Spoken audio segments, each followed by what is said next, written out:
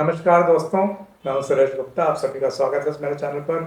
दोस्तों, आज हम कैमरे के एक ऐसे फीचर के बारे में बात करेंगे जो हर किसी के कैमरे में अवेलेबल होता है, लेकिन उसको बहुत सारे कम लोग ही इस्तेमाल करते हैं। खासतौर पे हॉबिस्ट लोग तो बिल्कुल ही इस्तेमाल नहीं करते हैं। प्रोफेशनल लोगों में भी कुछ लोग इस्तेमाल करते हैं और कुछ लोग इस्तेमाल नहीं करते हैं। उस फीचर का नाम है set picture control. Set picture control मतलब ये आपकी पिक्चर के कलर को कंट्रोल करता है। मतलब कि आपने देखा होगा जब आप फोटोग्राफी करते हैं तो आप अपर्चर सेट कर लेते हैं, शटर स्पीड सेट कर लेते हैं, आईएसओ सेट कर लेते हैं। कुछ लोग वाइट बैलेंस भी सेट कर लेते हैं, लेकिन हॉबिस्ट लोग तो मैक्सिमम जो होता है ऑटो पे ही रखते हैं। तो ये सारी चीज़ें करने के बाद आपकी पिक्चर्स जैसी भी आती हैं अच्छी आती हैं, लेकिन अगर इसी खूबसूरती को हम और ज़्यादा बढ़ाना चाहें तो आपके कैमरे में एक फीचर होता है सेट पिक्चर कंट्रोल के नाम से, जो कि नाइकॉन में जो है सेट पिक्चर कंट्रोल के नाम से जाना जाता है। कैनन में जो होता है पिक्चर स्टाइल के नाम से जाना जाता है, और सोनी कैमरे में ये क्रिएटिव लुक या फिर क्रिएटिव स्टाइल के नाम से जाना जाता है। बात तीनों की एक ही है। इसमें क्या होता है कि इस वीडियो में हम आगे आपको बताएंगे कि इसके अंदर तरह तरह की सेटिंग्स होती हैं कैमरे के अंदर। तो जब आप कैमरे के मेनू में जाएंगे और अपने इस सेटिंग को ओपन करेंगे तो इस सेटिंग के अंदर से सब सेटिंग्स आपकी और निकलेगी, और उसको जब आप एडजस्ट करते हैं तो अपने हिसाब से आप मनचाहा कलर अपनी पिक्चर्स में सेट कर सकते हैं। अभी आपने देखा होगा कि आपकी पिक्चर्स में कलर जो भी आते हैं वो कलर या तो थोड़े से कभी फीके होते हैं, कभी गहरे होते हैं, कभी हल्के होते हैं, कभी न्यूट्रल होते हैं। लेकिन ये सेट पिक्चर कंट्रोल फीचर जो मैंने आपको बताया अभी, इसका जब आप इस्तेमाल शुरू करेंगे तो आपको बहुत तरह तरह के रंग अपनी पिक्चरों में देखने को मिलेंगे। तो दोस्तों, आइए डिटेल में बताना शुरू करते हैं कि सेट पिक्चर कंट्रोल है क्या चीज़। तो दोस्तों, आप अपने कैमरे के जब फोटोग्राफी मेनू में जाएंगे तो चाहे आपका नाइकॉन का कैमरा हो, चाहे कैनन का हो, चाहे सोनी का हो, उसमें आपको ये फीचर देखने को मिल जाएगा। जैसे कि मैंने बताया आपको, नाइकॉन में सेट पिक्चर कंट्रोल मिलता है। उसको जैसे ही आप क्लिक करेंगे तो वहाँ आपके पास नीचे जो है 6-7 ऑप्शंस निकल के आ जाएंगे। हर कैमरे का अपना अलग अलग होता है। तो उसमें ऑटो होता है, स्टैंडर्ड होता है, न्यूट्रल होता है, विविड होता है, मोनोक्रोम होता है, पोर्ट्रेट होता है, लैंडस्केप होता है, फ्लैट होता है। इस तरह से अलग अलग नाम के हेडिंग्स दिए रहते हैं। तो जब आप इस हेडिंग्स में से किसी एक को भी चुन लेते हैं तो वो आपको फिर उसके अंदर के कलर्स किस तरह से आपकी फोटोज में कंट्रोल करता है उसके बारे में आपको मैं जानकारी देना शुरू करता हूँ। तो सबसे पहले हम बात करते हैं ऑटो की। अगर मान लीजिए आपने सेट पिक्चर कंट्रोल में ऑटो मोड पर डाल रखा है तो ऑटो में तो फिर आपको कुछ सोचने की ज़रूरत ही नहीं है। आपका कैमरा अपने आप ऑटोमेटिकली जो ज़रूरत के हिसाब से, जो वहाँ का मूड है, जो वहाँ का सब्जेक्ट है, उसके हिसाब से वो कलर सेट करता रहेगा। तो उसके बाद जो अगला आपका जो है उसमें अगर आप स्टैंडर्ड को टैप करते हैं तो जब आप स्टैंडर्ड को सेलेक्ट कर लेंगे तो उसके बाद आपकी पिक्चर में जो है कलर जो है स्टैंडर्ड के हिसाब से आना शुरू हो जाएंगे। स्टैंडर्ड क्या होता है वो मैं आपको भी डिटेल में बताता हूँ। तो जैसा कि नाम से ही दिख रहा है, स्टैंडर्ड का मतलब ये होता है कि इसमें जब आप कैमरे को स्टैंडर्ड मोड में डाल देते हैं तो हर चीज़ आपकी बिल्कुल बैलेंस ही रहती है। मतलब इसमें आपका कंट्रास्ट बिल्कुल मीडियम रहता है, शार्पनेस इसमें बिल्कुल मीडियम रहती है, सैचुरेशन बिल्कुल बैलेंस्ड रहती है, स्किन टोन जो होते हैं वो बिल्कुल नेचुरल टाइप के रहते हैं। तो इसमें एक बिल्कुल मतलब जिसको बोलते हैं ना, स्टैंडर्ड नाम से ही दिख रहा है कि आपका उसमें कुछ भी आर्टिफिशियल नहीं आता। सब कुछ जो जैसा दिख रहा है वो वैसा रिकॉर्ड करता रहता है। तो मान लीजिए जैसे आपको बर्थडे की फ़ोटो शूट करनी है, आपको फैमिली फंक्शन शूट करना है, आपको स्कूल इवेंट कोई शूट करना है, आपको कहीं ट्रैवल पे घूम रहे हो, या फिर आपको कैजुअल फोटोग्राफी करनी है, तो आप स्टैंडर्ड मोड पे रख के अपनी पिक्चर्स लेते रहिए।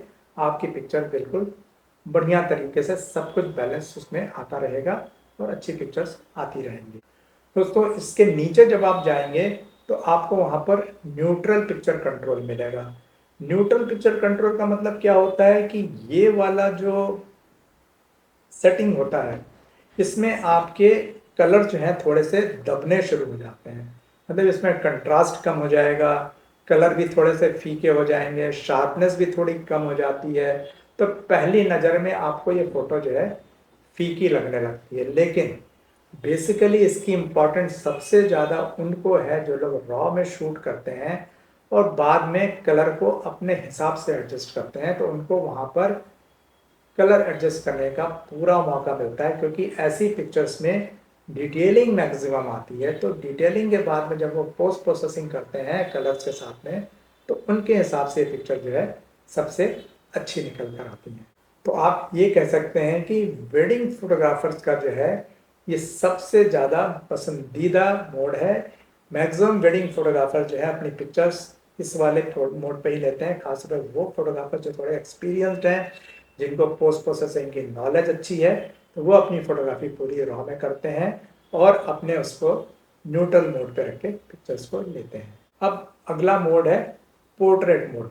इसमें नाम से ही क्लियर है कि जब आपको किसी का पोर्ट्रेट लेना हो तो आप ये वाला मोड पे लीजिए। तो इसकी खासियत क्या है, इसमें आपको स्किन टोन बहुत अच्छे मिलेंगे।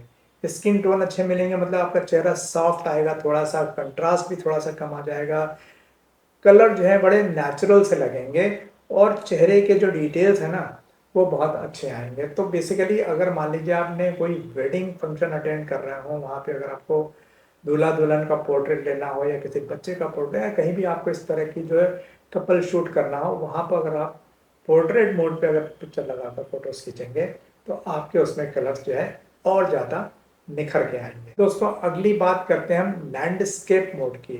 तो लैंडस्केप मोड जैसे नाम से ही दिख रहा है कि अगर मान लीजिए इस वाले मोड पे लगाकर अगर आप पिक्चर लेंगे, तो मान लीजिए अगर आप किसी सीन सीनरी का फोटो ले रहे हैं, किसी नदी के किनारे का ले रहे हैं, माउंटेन से किनारे ले रहे हैं, स्नो का ले रहे हैं, पेड़ पहाड़ पत्ते जो भी इस तरह की चीज़ ले रहे हैं, तो इसमें क्या होता है कि जो नेचुरल जो प्रकृति है, मतलब नेचर की जो चीज़ें हैं ना, उनके कलर जो है थोड़े से डार्क होने लगते हैं। तो मान लीजिए आपका आसमान है वो थोड़ा सा डार्क नीला हो जाएगा, पेड़ जो है वो थोड़े से ग्रीनिश होने लगेंगे, जो फ्लावर्स हैं वो थोड़े से उसके रंग जो है गहरे निकल के आ जाएंगे। तो इसीलिए जब भी अगर आपको कहीं पोर्ट्रेट लेना हो तो उसमें आप पोर्ट्रेट मोड लगा कर खींचेंगे तो आपकी पिक्चर जो है ज़्यादा नेचुरल और ज़्यादा अट्रैक्टिव आएगी। इसके बाद नेक्स्ट जो मोड होता है वो मोनोक्रोम मोड होता है। मोनोक्रोम मतलब नाम से ही लग रहा है जिसमें सिर्फ एक कलर हो, मतलब ब्लैक एंड वाइट में जो पिक्चर्स आती हैं।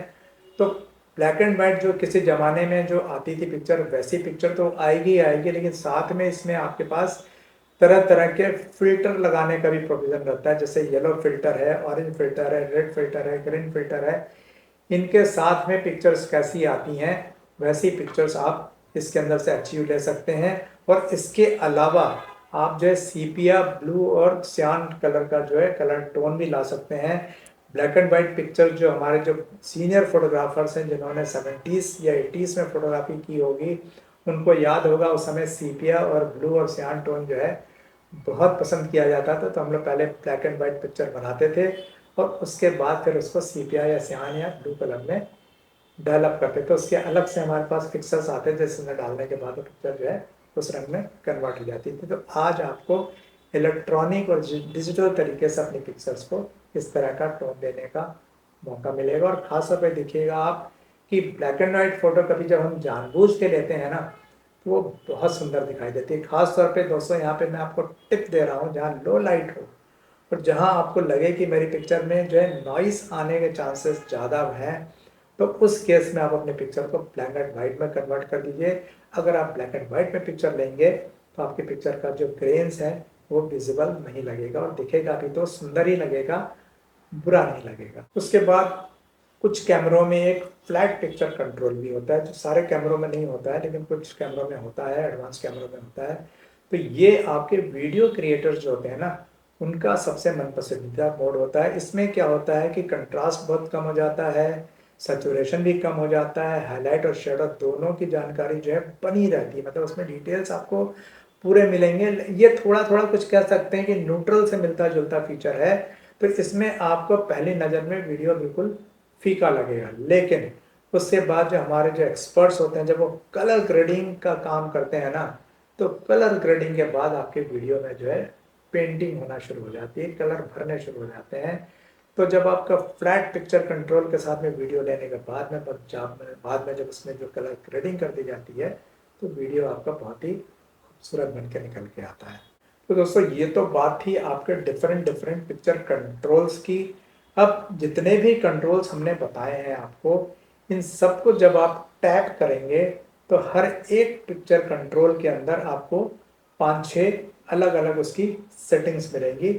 इस सेटिंग्स को आप अपने हिसाब से चेंज कर सकते हैं। तो जैसे मान लीजिए सबसे पहले आपको शार्पनिंग मिलेगी, तो ये आपकी जो एजेस होती है ना पिक्चर्स की, उसकी शार्पनिंग को कम ज़्यादा करता है। तो अगर मान लीजिए आपको पिक्चर में ज़्यादा शार्पनेस चाहिए तो आप उसको 5 नंबर की तरफ बढ़ा दीजिए।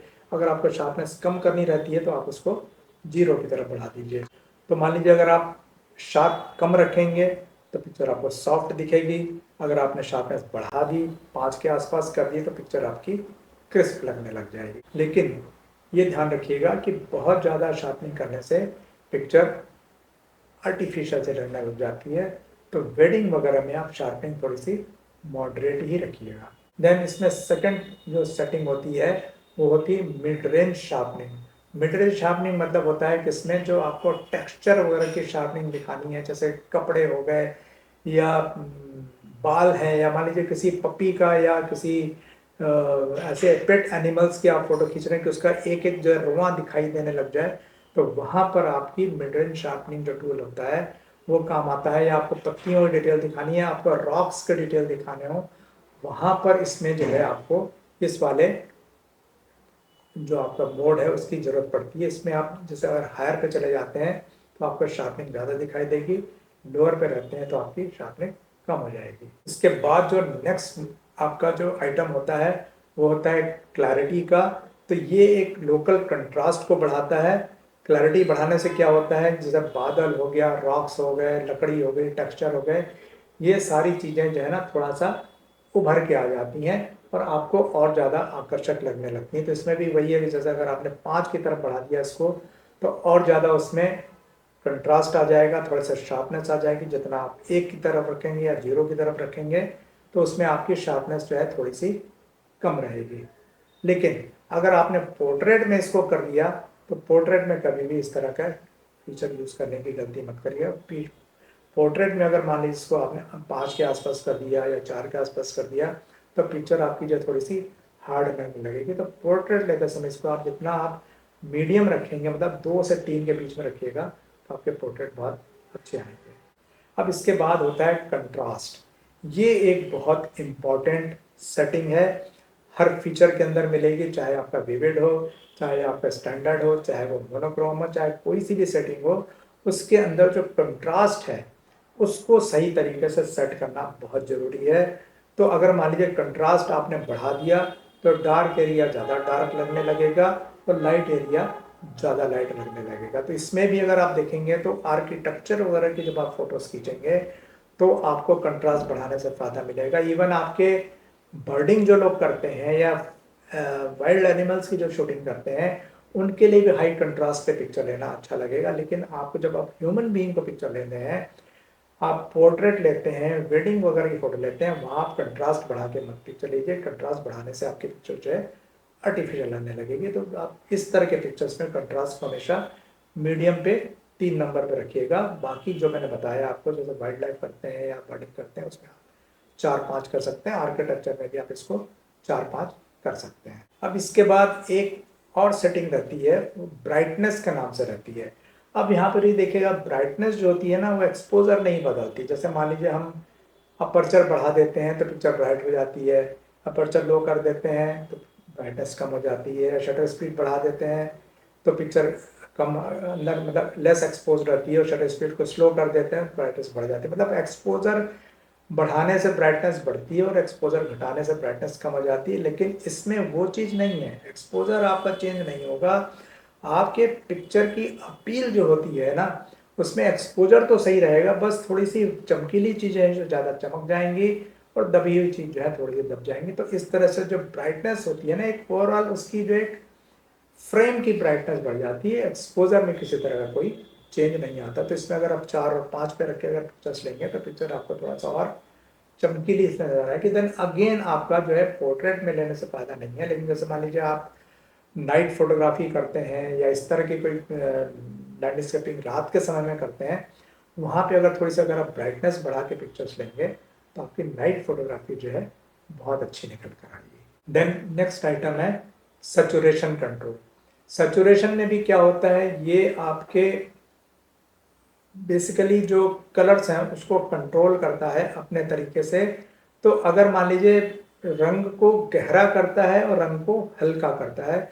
अगर मान लीजिए आपने सैचुरेशन बढ़ा दिया तो आपका मतलब होगा कि बहुत ज़्यादा वाइब्रेंट हो जाएंगे कलर, और अगर आपने सैचुरेशन को कम कर दिया तो पिक्चर आपकी एकदम से फीकी लगने लग जाएगी। तो कई बार ऐसा होता है बहुत सारी जगह जहां आपको जानबूझ के कलर दबाने रहते हैं।